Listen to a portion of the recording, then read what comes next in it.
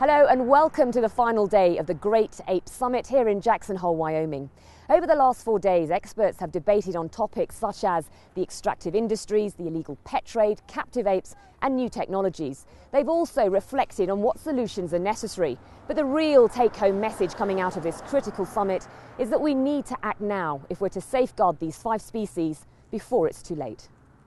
Well, joining me is Doug Cress, the coordinator of GRASP, and Madison Vorva, who's a Girl Scout.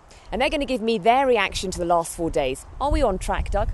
We're on track as a Great Apes Summit. This has been almost beyond my expectations in terms of bringing together disparate voices to tackle very difficult issues and discover some new resources, new partnerships, new alliances, new opportunities, new voices. That makes me very hopeful. Madison, you're the next generation. The planet is in your hands, and that's a big responsibility. Do you think you can salvage the mess up, from this generation? Not by myself. I think it's going to take lots and lots and lots of kids, pretty much everyone, and still today's adults to take responsibility and to work in our everyday lives to make this world a better place. And I think that's what Jane Goodall's Roots and Shoots has provided me and provided kids all over the world with the resources and the support to do just that.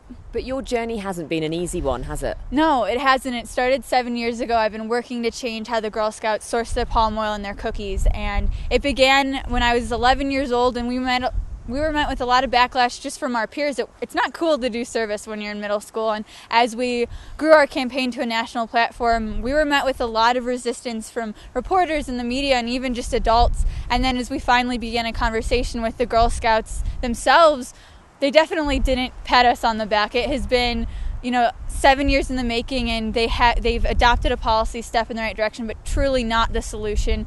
And they recently just decided to end the conversation. And so certainly not an easy road, but this is something that I'm committed to sing through.